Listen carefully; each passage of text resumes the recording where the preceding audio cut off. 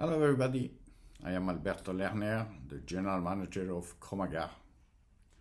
Today I will discuss microbial water testing and particularly a kit we have developed for that purpose. The presentation will take about 20 minutes. You will notice that during the presentation I will ask some questions. You can reply to these questions by sending an email to us or by using the QR code at the end of the presentation. By doing this, and if you answer correctly to all the 4 questions, you will participate in a lottery to win a $200 Amazon gift card. Today we will cover these 4 topics. General considerations on microbial testing, testing for the presence-absence of bacteria, quantifying the bacterial load in a single sample, and we will finish by an overview of the AOAC validation of our method. We are located in the north of Paris, so anyone coming to Paris, you have to come to visit us. We would love to welcome you and show you our laboratory and other services. We are the pioneers in chromogenic culture media, and it's still our only focus, continuously develop new chromogenic media formulations. Why is water so important? First, because we are made essentially of water. Even our brain is mostly water. All metabolic reactions in our body need water. But unfortunately, the development of our communities has also increased the risk of contamination. For instance, by wildlife, farming, households, industry, or even water treatment plants. Here are some numbers presented by the WHO in various reports. 2.6 billion people lacking adequate sanitation. Over 1 billion lacking access to safe drinking water. And as a consequence, almost 2 million people dying every year because consuming unsafe water. So there is still room for improvement in water safety. And this starts by controlling the quality of the water. And controlling once a year, it's certainly not enough. Why is it so important to continuously monitor the water quality? First, it is crucial to identify problems within the distribution system. It is better to identify the problem at the source rather than when people are intoxicated. Second, monitoring can give information of changes in time, like seasonal changes or changes related to some agricultural activities, for instance. And third, this monitoring data is very useful to develop prevention strategies. So now that we understand how important the testing is, what should one test for? Here, a non-exhaustive list of human pathogens that can be found in water. For practical reasons, it is impossible to try to detect all these human pathogens, which, by the way, can be bacteria, viruses, parasites, algae, fungi. So a more reasonable strategy is to look for indicators of contamination. Researchers in the early 90s found out that the presence of E.coli and other coliforms in the water was a good indicator of contamination, more specifically of fecal contamination. This family of bacteria have very interesting features. They are easily detected, they do not grow in water, they survive longer than pathogens, and they are more resistant to disinfectants. Here, some examples of international guidelines concerning the use of E. coli and other coliforms to assess the microbial water quality.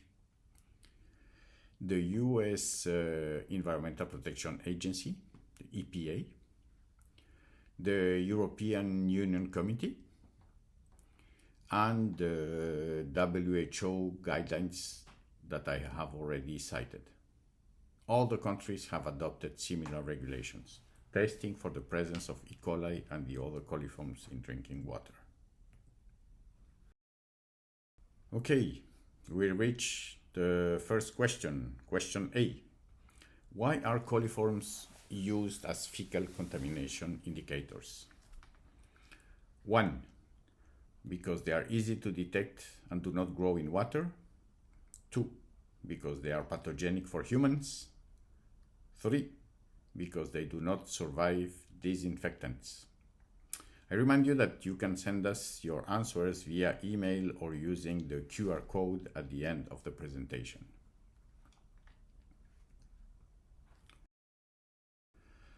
So let's see now how one can detect E. coli and the other coliforms in water. Here are some very old reagents, but still in use in some settings. H2S broth gets dark when sulfito-reducing bacteria are present, but it is not for coliforms. BLBG or lauryl sulfate broth with the inverted Durham tubes, specific for coliforms, but do not differentiate E. coli among them. And more recent reagents, all based in the same detection of two very specific enzymatic activities: the beta-galactosidase for all the coliforms and the beta-glucuronidase for E. coli. All these reagents work in the same manner. They change color for coliforms and fluoresce under a UV lamp when there is E. coli. CHROMagar, we have also developed a similar reagent, AquaCHROM ECC, that does not require UV lamp. If there is E. coli in the water, the sample will turn green. This is a very nice picture I took some years ago in Bangalore, in India, where I carried out a workshop. These ladies were in charge of the sanitation program in their community, a very poor community. I taught them how to use our AquaCHROM ECC to test their water. As you can imagine, they did not have any laboratory means, no incubators. So we incubated the samples at room temperature. And as you can see in their hands, the samples turned color right the next day. Our AquaCHROM ECC can be incubated at room temperature.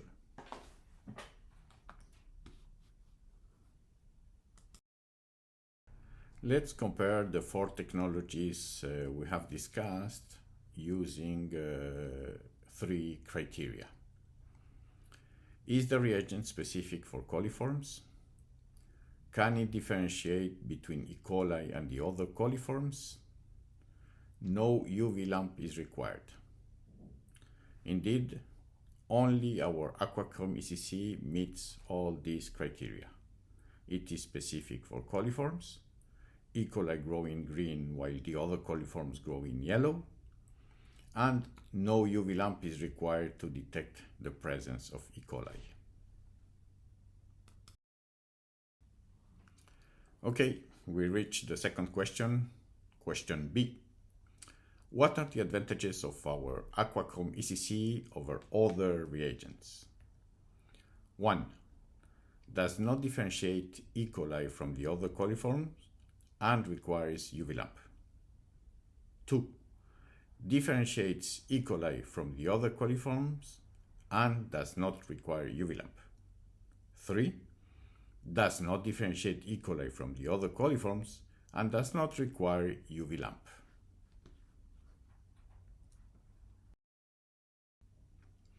Until now, we have discussed the cases where no coliforms are tolerated in the water.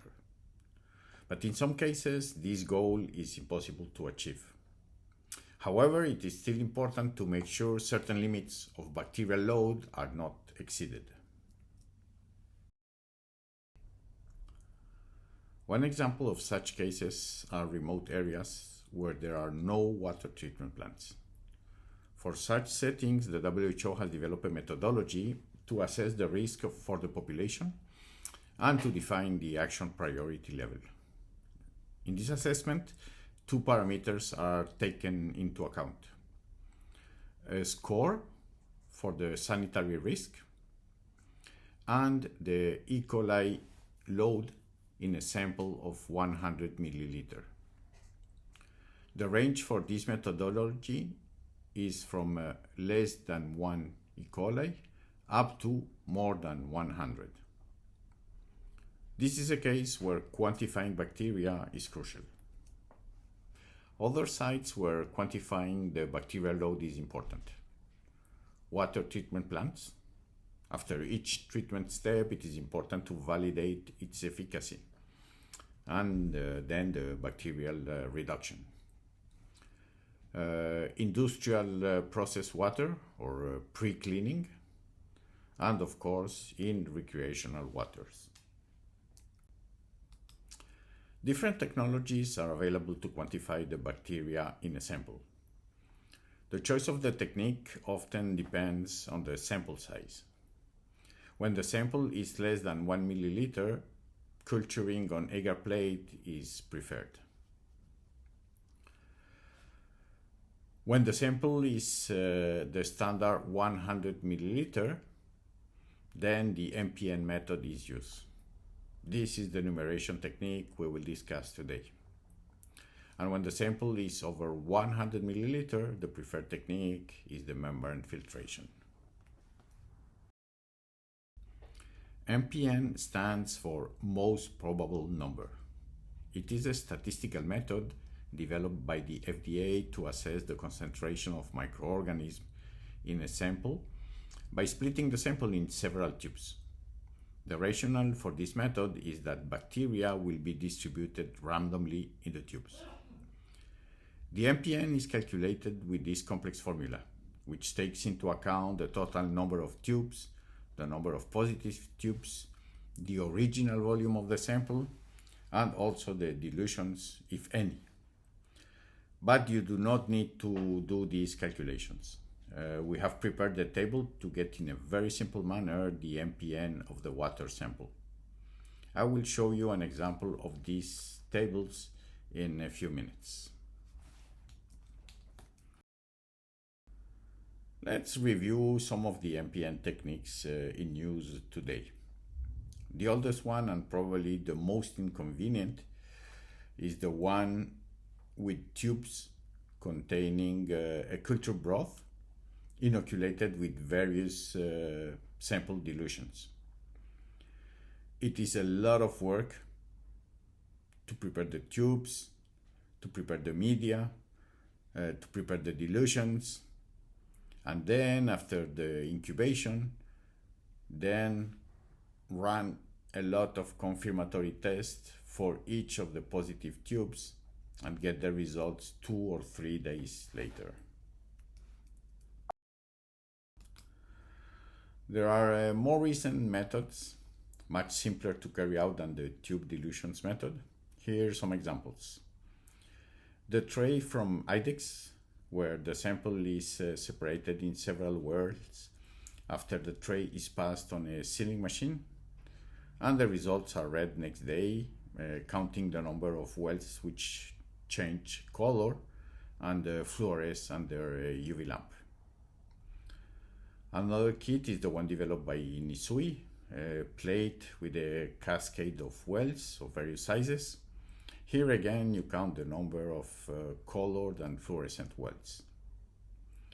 Another interesting device developed by a young Slovenian company named Microbial. The bottom part has several wells where the sample will be distributed, and in the cover they have placed electronic detectors which will monitor the color change in the wells and send the results via Bluetooth. But at CHROMagar, we came out with an even simpler method. Our AquaCHROM ECC MPN method is based on a 48 well plate and a dispenser. Both devices are made of a heat-resistant plastic that can stand autoclaving. After each use, this kit is washed, sterilized, and ready for a new run. Very eco-friendly, reusable kit. Our 6-step protocol comprises: pour 100 milliliter of water sample in the dispenser. Add 1 dose of AquaCHROM ECC. Shake the mix. Pour the sample into each well. Incubate at 35 to 37 degrees during 18 to 24 hours. You are ready for counting. An example of the use of the table to estimate the E.coli MPN of the sample. We count the number of green wells, in this case 12 green wells. We find the number 12 in the first column of the table, and we get our MPN, which in this case is 14, with its upper and lower limits for a 95% confidence interval. Another example of the use of the table to estimate the total coliform MPN in the sample. We count the number of green as well as the yellow wells. In this case, we have 29 colored wells.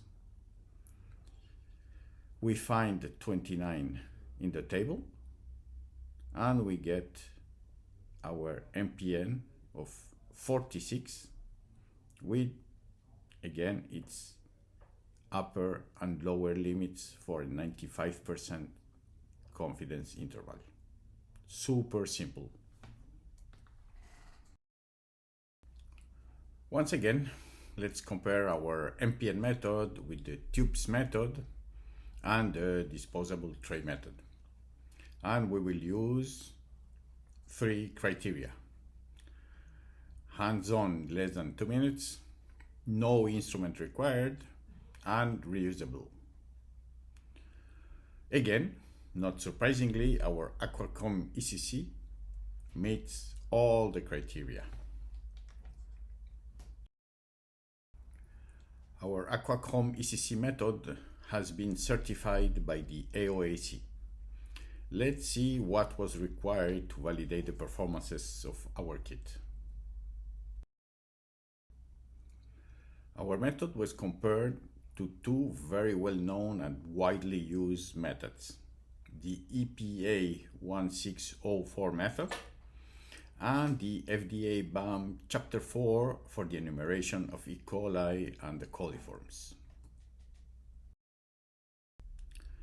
To assess the sensitivity and specificity of our reagent, we tested about 200 well-characterized strains with astonishing performances, as you can see. Moreover, the few false positive isolates were in fact pathogenic bacteria, so their detection is actually very interesting. To cover all possible applications, 4 different water types were used: environmental untreated water, as well as drinking treated water, all from different sources: well, lake, bottle, and tap water. It was also very important to assess the linearity of our MPN method. We tested the method in a range of inoculum from 0 up to 150 CFU per 100 milliliter. As you can see, our numerations were in perfect accordance to the standard methods. We also made sure to test the consistency lot to lot. we tested 3 different lots at different stages of their shelf life. A lot freshly manufactured, a lot 1 year old, and a lot 2 years old, that is the limit of the recommended shelf life. All the 3 lots performed equally well, with no difference in the performances. And to test the robustness of the AquaCHROM ECC, we carried out an incubation outside the recommended ranges of temperature and time of incubation, from 25 degrees up to 38 degrees, and from 16 hours up to 36 hours.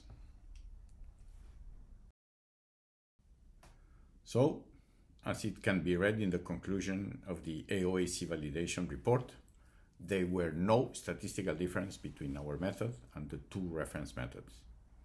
The complete report can be downloaded from our website for those who are interested in more detailed information. Okay, we reached our 3rd question, question C. The performances of AquaCHROM ECC were compared to 1. AOAC methods, 2. AFNOR methods, 3. FDA and EPA methods.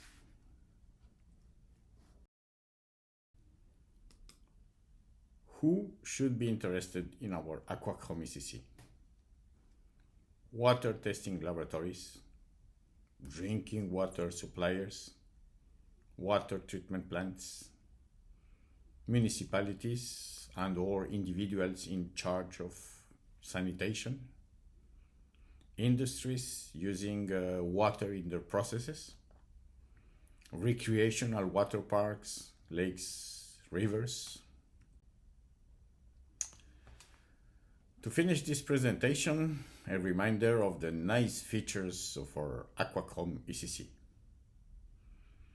Easy to read, straightforward interpretation, hands-on 2 minutes maximum, no UV lamp required, no instruments required, and a reusable MPN device, eco-friendly, and all this at no additional cost.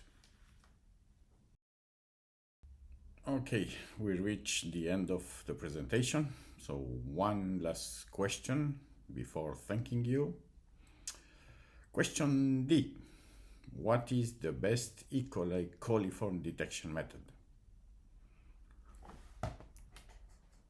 1. AquaCHROM ECC.